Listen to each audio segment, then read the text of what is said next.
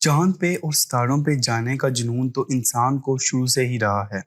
अब भी जब आप चांद को देखते होंगे तो आप भी यही चाहते होंगे कि मैं किसी तरह चांद पर पहुंच जाऊं। लेकिन क्या आप सब्र कर सकते हैं कि आप चांद पे हों या स्पेस में हों और आप इस मुसीबत में फंस जाएं और आपकी मदद करने के लिए कोई भी मौजूद ना हो। जी तो अस्सलाम वालेकुम नाजरीन, हमारे चैनल पर एक बार फिर से शामदीद। तो वीडियो में आगे बढ़ने से पहले channel exploration by mister explorer को सब्सक्राइब कर लें ताकि आपको इस तरह की इंफॉर्मेटिव वीडियो में शामिल होने का मौका मिल सके। जो ही कोल्ड वॉर 1945 में स्टार्ट हुई तो अमेरिका और सोवियत यूनियन के बीच में टेक्नोलॉजी की रेस लग गई। तो स्पेस की रेस में सोवियत यूनियन जीत गया क्योंकि सोवियत यूनियन ने सबसे पहले यूरी गैगारिन को स्पेस में भेजा, जो कि 108 मिनट तक स्पेस में रहा और अर्थ के गिर्द एक चक्कर लगाकर वापस अर्थ पर आ गया। जो ही सोवियत यूनियन ने ये कारनामा सर अंजाम दिया तो लोगों के जहनों में मुख्तलिफ किस्म के सवालात पैदा हो गए। सबसे अहम सवाल ये था कि क्या सोवियत यूनियन पहले ही ट्राई में स्पेस में पहुंच गया, और क्या सोवियत यूनियन के पास इतनी हाई टेक्नोलॉजी थी कि किसी भी गलती के बिना ये ऑपरेशन सक्सेसफुल रहा। तो आज हम इस सवाल का जवाब तलाश करने की कोशिश करेंगे। चलें मैं आपको ये बात भी बताता चलूं कि पहली बार कोशिश करने से कभी भी कामयाबी हासिल नहीं होती। हमें लगातार कोशिश करनी पड़ेगी तो उसके बाद ही हमें कामयाबी हासिल होगी। इसकी डेली लाइफ और सबसे बेस्ट एग्जांपल ये है कि मैथ का सवाल जिस टाइम आप करने बैठते हैं तो पहली बार में ही आपका ठीक नहीं हो जाता। आपको 2 से 3 बार करना पड़ता है, और मैं यकीन से कहता हूँ जिस टाइम आप चौथी बार सवाल करते हैं तो आपका सवाल बिल्कुल ठीक होता है। इसी तरह इसकी एक और सबसे अच्छी एग्जांपल ये है कि जब इंडिया ने चंद्रयान 2 को स्पेस में भेजा तो वो मून पर लैंडिंग करने की कोशिश कर रहा था, लेकिन सॉफ्ट लैंडिंग के दरमियान कोई टेक्निकल प्रॉब्लम की वजह से चंद्रयान 2 क्रैश हो गया। तो फिर इंडिया ने चंद्रयान 2 के मेन गलतियों को समझने की कोशिश की और समझने के बाद चंद्रयान 3 को डेवलप किया, जो अब बिल्कुल ठीक तरह से मून पर लैंड हो चुका है और अपने ऑपरेशन को भी सर अंजाम कर रहा है। अब आपको ये सब बताने का मकसद ये था कि सोवियत यूनियन भी पहली मरतबा में कामयाब नहीं हुआ। सोवियत यूनियन ने बहुत से खुफिया मिशन किए जिनका मकसद ये था, अगर सोवियत यूनियन इन मिशन में कामयाब हो जाता तो ये दुनिया को बता देता, लेकिन अगर कामयाब नहीं होता तो दुनिया को नहीं बताता। इसी वजह ये थी कि अगर ये फेल हो जाते मिशन तो इसकी पूरी दुनिया में खूब बदनामी होती। अब हम अपने मेन टॉपिक की तरफ आते हैं, जो है टू इटालियन ब्रदर्स की कहानी। ये दोनों भाई रेडियो ऑपरेटिंग के बहुत शौकीन थे। इन्होंने शुरू से ही ये सोचा था कि किसी तरह हमें स्पेस से कोई आवाज़ आ जाए और हम उसे रिकॉर्ड कर लें।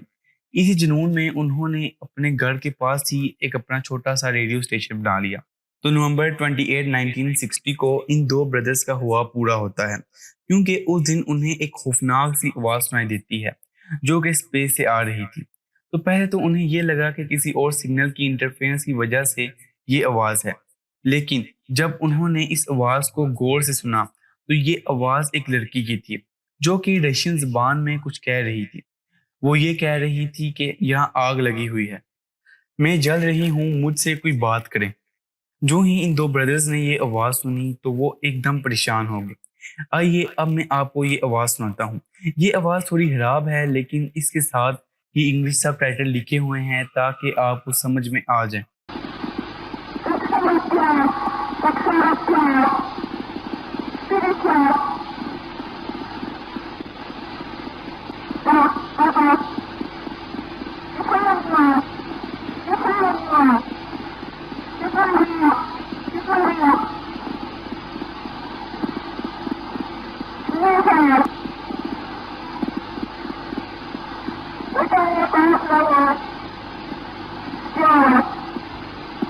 इन दो इटालियन ब्रदर्स का कहना ये था कि ये आवाज़ एक रशियन एस्ट्रोनॉट की है जो कि स्पेस से आई, क्योंकि जिस टाइम ये अपना मिशन करके वापस आ रही थी तो इसके स्पेस क्राफ्ट को आग लग गई।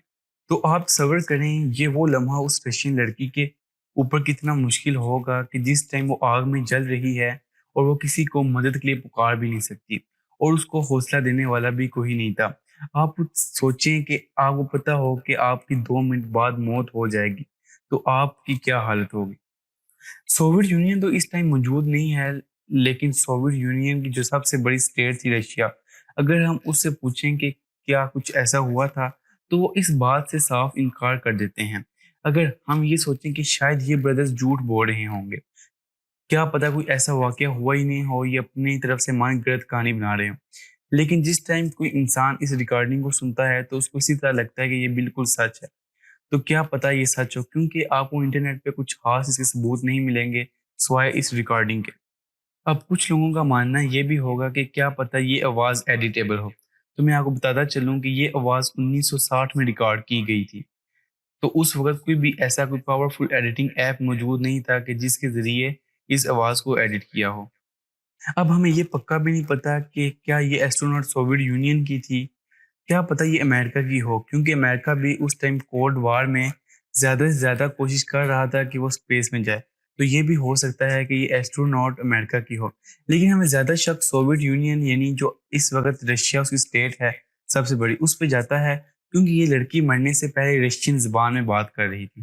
تو آپ کا کیا خیال ہے کہ کیا یہ واقعہ سچا ہے یا نہیں؟ اپنی رائے کمنٹ سیکشن میں ضرور شیئر کریں۔ آج کے لیے اتنا ہی، مجھے اجازت دیں، انشاءاللہ اگلی ویڈیو میں ملاقات ہوگی۔ دعاؤں میں یاد رکھیے گا۔ خدا حافظ۔